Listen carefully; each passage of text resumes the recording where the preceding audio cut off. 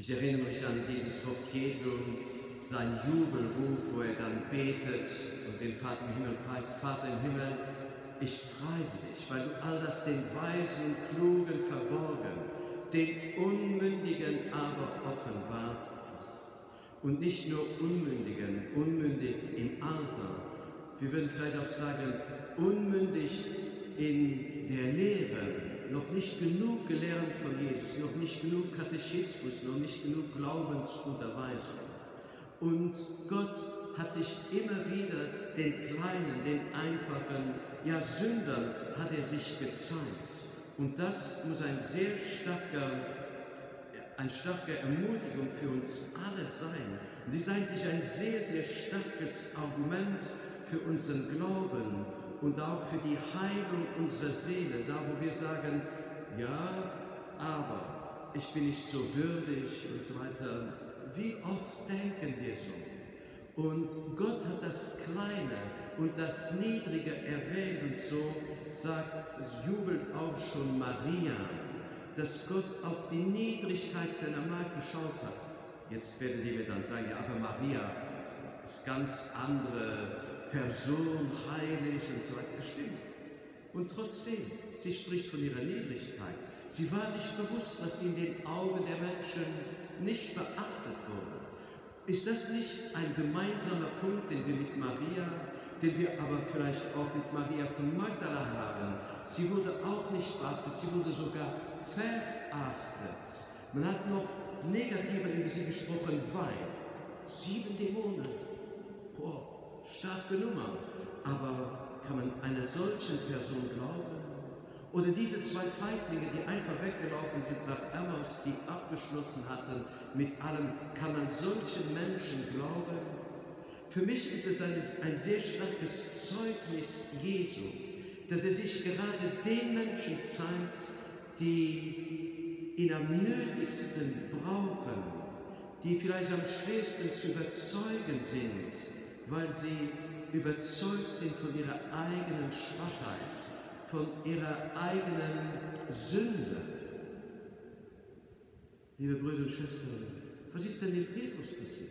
Jesus hat Petrus dann auch eine ganz spezielle Audienz gegeben, bevor er als Papst Audienzen gegeben hat, damals auch nicht, kleiner Scherz. Aber Jesus hat ihn ganz persönlich eingeladen und Jesus hat sich ihm auch zugewandt, ihm, der ihn verleugnet hat. Liebe Brüder und Schwestern, das muss doch für uns alle eine sehr starke Ermutigung sein, dass Jesus uns nicht ablehnt, dass er uns nicht verwirft, dass er nicht sagt, ich kann dich nicht mehr gebrauchen, du hast versagt. So oft, so viel Böses ist in dir, so viel Feigheit ist in dir, so viel Sünde, so viel Schwachheit. Was kann ich mit dir anfangen? Liebe Brüder und Schwestern, Jesus ist nicht ein Trainer von irgendeiner Nationalmannschaft. Das ist er nicht. Aber er, wie der heilige Petrus später schreiben wird, in einem seiner Briefe, sagt er, Jesus ist der Bischof unserer Seele. Und Bischof kommt von Episkopen, das heißt, er sieht, von oben sieht er uns. Er sieht, der Bischof saß erhöht in der Kirche, damit jeder ihn sehen und hören konnte. Und Jesus ist auch erhöht und wir dürfen ihn hören. Und er sieht uns und er sieht uns in unserer Schwachheit. Und er sagt, boah, da muss ich hin. Zu diesem schwachen Menschen muss ich hin, da will ich hin. Ich will diesem Menschen begegnen, nicht um ihn zu tadeln oder so, aber ich muss hin, um ihm zu helfen. Genauso wie er, als er im Grab war, er musste hin in das Reich des Todes. Jesus musste zur Welt kommen, als der Engel Gabriel zu Maria gekommen ist. Gott musste in diese Welt kommen. Er ging mit hinein in Emmaus, um bei ihnen zu bleiben. Liebe Brüder und Schwestern, das ist alles so kohärent, das ist alles so überzeugend aus den Evangelien. Und hier, ich finde das sehr schön, Jetzt haben wir von Johannes gehört über die Auferstehung, von Matthäus, von Lukas und heute von Markus. Und der sagt knallhart, knallhart. Sie ging und berichtete, Maria Magdalena berichtete denen, die mit ihnen zusammen gewesen waren und die nun klagten und weinen. Das kennen wir doch. Das kennen wir doch. Klagen und weinen. Und wir haben es schwer. Noch irgendein Wort der Erleichterung, ein Wort der Ermutigung zuzulassen, ein Wort, das uns herausrufen möchte. Wie schwer haben wir es? Und sie glaubten nichts. Und sie glaubten es auch den anderen nicht, denen Jesu in anderer Gestalt, ja in welcher Gestalt erschienen ist. Für mich ganz logisch, es sind die beiden Emmaus-Jünger, die über Land gingen, Jerusalem den Rücken gekehrt haben, und Jesus hat das Brot genommen, Lobpreis gesprochen, gebetet, das Brot gebrochen, und sie haben ihn erkannt. Am Brotbrechen, in anderer Gestalt. Und nicht nur haben sie dann gesagt, das ist Jesus, aber sie haben auch dieses Brot nicht liegen lassen auf dem Tisch in Emmaus. Bevor sie dann zurück nach Jerusalem, haben sie sich gestärkt mit dem Leib Christi. Die zweite heilige Messe. Und dieses Brot, was nicht nur einfach Brot ist, Jesus selbst hat ihnen diese Kraft gegeben, auch die Kraft, Zeugnis zu geben. Ob die das jetzt geglaubt haben in Jerusalem oder nicht, sie haben es erlebt. Sie haben Zeugnis gegeben, und ich glaube nicht, dass diese beiden sich haben entmutigen lassen. Und was Markus dann noch beschreibt, ich finde das auch sehr stark, das ist der Einzige, der das schreibt. Später erschien Jesus den Eltern, als sie bei Tisch waren.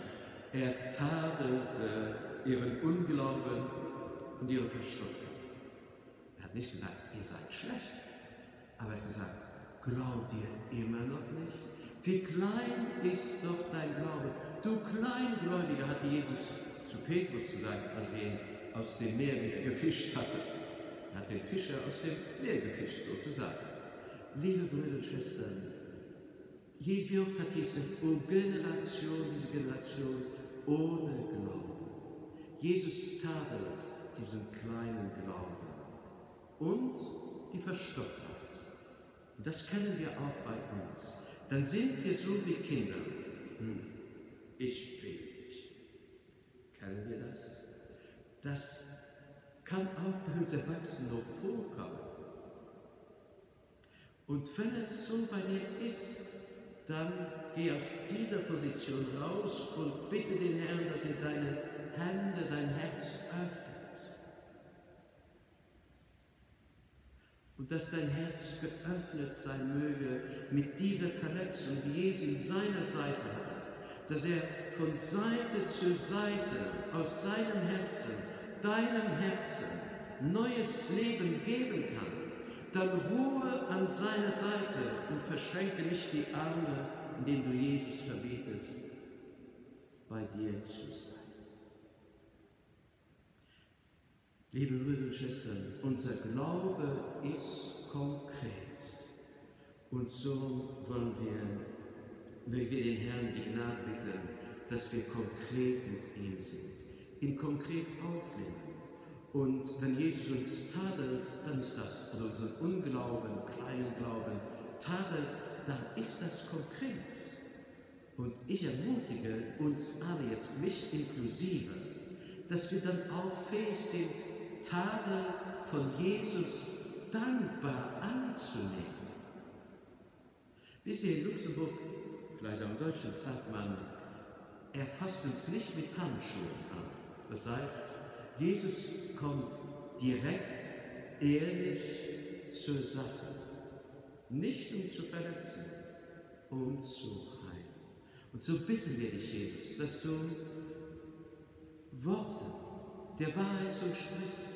Und wenn diese Worte in einem ersten Moment für uns vielleicht schmerzlich sind, wie ein Tadel aussehen, mögen diese Worte die Sprengkraft zum Leben haben, damit alle Steine, Zweifel, Kleinmut, Unglaube verschwinden muss Im Namen des Vaters, des Sohnes und des Heiligen Geistes.